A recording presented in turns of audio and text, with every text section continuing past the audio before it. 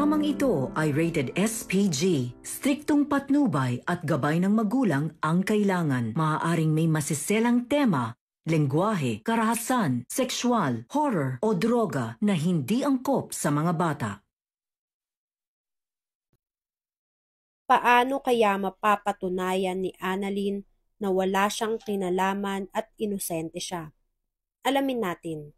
Welcome back sa aking channel. Abot kamay na pangarap. Napaka-intense nga ng mga kaganapan sa abot kamay na pangarap. Palaban nga si Giselle at hindi nagpatalo dito kay Madam Chantal. Nang sabihan niya nga din itong si Madam Chantal na magkaugali talaga sila ni Moira at nagmana sa kanya si Moira. Aminado naman nga itong si Madam Chantal na magkaugali sila ni Moira dahil pareho nga silang palaban nito. Samantala, sa isang hindi inaasahan nga na pagkakataon ay nagkaharap nga itong maglola na si Zoe at si Madam Chantal. Matapos ngang ipagtanggol ni Zoe si Annalyn dito dahil inaaway daw ito ni Madam Chantal. Hindi naging maganda ang una nilang pagtatagpo dahil aksidenteng natapunan ni Madam Chantal si Zoe nitong ang wine na para dapat kay Annalyn. Dahil sa galit nga nitong si Madam Chantal kay Annalyn. Dahil inaakala nga nitong si Madam Chantal ay inagawan siya ng eksena nitong si Annalyn. Kaya siya napahiya at inalisan ng mga tao. At hindi niya na-recite at nagawa ang mga dapat niyang gawin sa stage. At mas lalong ang kinagalit nitong si Giselle nang gatungan pa nito na hindi pa daw nagsisimula si Madam Chantal sa gagawin niya ay naboring na daw agad ang mga tao sa kanya. Kaya daw iniwan siya. Nagpigil pa dito si Madam Chantal nang galit niya kay Giselle. Kahit sinusulsulan na nga siya ng assistant niya na magalit dito at huwag pumayag na ipahiya lang siya. Samantala, pinagtawanan naman ni Giselle nang makita niya na nagsasabong at nag-aaway ang maglola na si Zoe at si Madam Chantal. Kaya naman pinakilala ni Giselle si Zoe dito bilang apo nga nitong si Madam Chantal. Dahil hindi nga namumukaan itong si Madam Chantal, itong si Zoe. Marami pa sanang pangaasar itong si Giselle dito kay Madam Chantal. Pero may mahalagang bagay pa daw siya na kailangang ayusin, kaya iniwanan na niya ang maglola kasama sina Annalyn. Nagpaiwan naman si Zoe. Sinubukan ni Madam Chantal na kausapin si Zoe nang mapag-iwan ito sa kanya. Nagpakilala siya dito at niyakap si Zoe. Pero nagalit lang si Zoe sa kanya. Sinabihan siya nito na wag feeling close dahil hindi daw sila close. Tatalikuran na sana ni Zoe si Madam Chantal pero hinila siya nito sa braso pabalik. Kaya napaharap ulit si Zoe sa kanya. Nagalit si Madam Chantal dito kay Zoe. Sinabi niya kay Zoe na alam kong hindi ka totoong tanyag at sampid ka lang. Kaya wag mo akong kalabanin. Sinabi sa akin lahat ng mami mo ang sikreto nyo. Lalong nagalit si Zoe dahil wala daw ginawa si Madam Chantal para tulungan si Moira at hinayaan lang daw ni Madam Chantal na mamatay si Moira.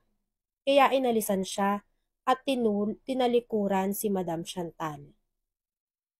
Samantala, may kinakaharap na problema si Annalyn dahil siya ang tinuturong nagpakalat ng litrato ni Emerald sa OR. Pinanindigan ni Annalyn na wala siyang kinalaman dito dahil alam niya naman daw ang mga bawal sa Apex.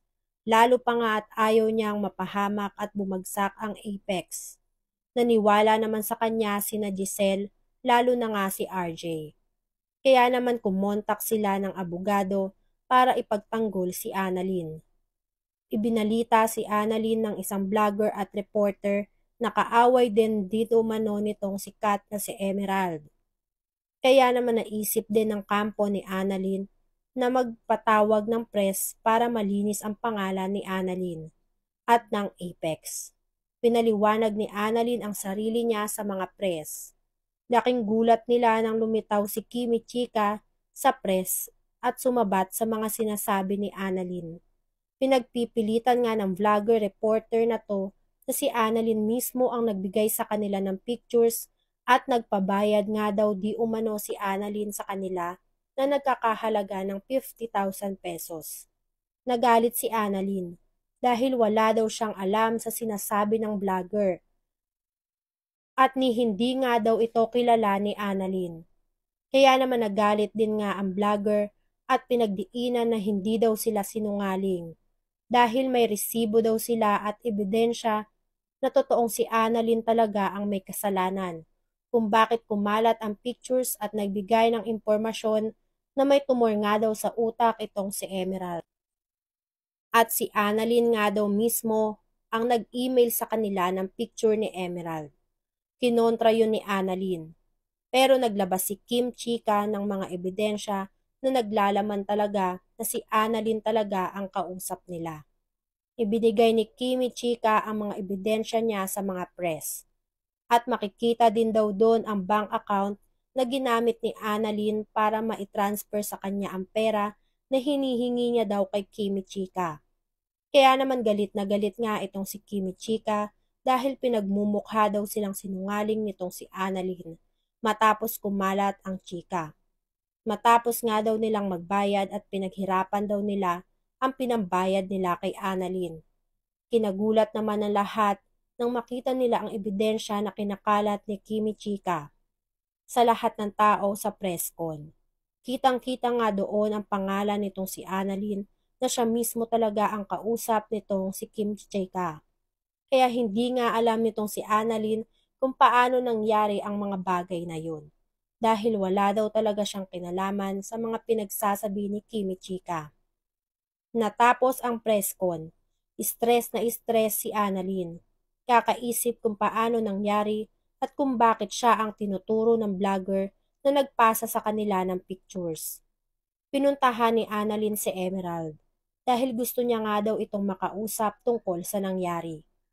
At kinausap niya nga si Emerald na wala siyang alam sa nangyari at hindi talaga siya ang nagpakalat ng picture. Naniwala naman sa kanya si Emerald dahil alam daw ni Emerald na hindi sisirain ni Annalyn ang tiwala niya, lalo pa at hindi daw sisirain ni Annalyn ang pangalan niya para siraan si Emerald. At hindi daw papayag si Annalyn na matanggalan siya ng lisensya dahil lang sa ganung bagay. Dahil pinaghirapan daw ni Annalyn na mapunta sa lugar kung nasaan siya ngayon. Binalaan ni Emerald si Annalyn na mag-ingat daw sa taong gustong sumira ng pangalan niya dahil alam daw ni Emerald na silang dalawa ang punteriya ng mga ito. Si Zoe kaya ang nag-utos kay Kimi Chica para idiin si Annalyn? Paano kaya malalampasan ni Annalyn lahat ng ibinibintang sa kanya? Ano kaya ang susunod na hakbang nila Emerald para mahuli kung sino talaga ang may kagagawa ng nagkalat ng pictures niya? Yan nga ang mga kaganapan at mga dapat nating abangan sa abot kamay na pangarap. Kung gusto nyo pa ng mga ganitong klaseng video, ay mag-subscribe at i-like itong video na to. Maraming salamat po. I got you!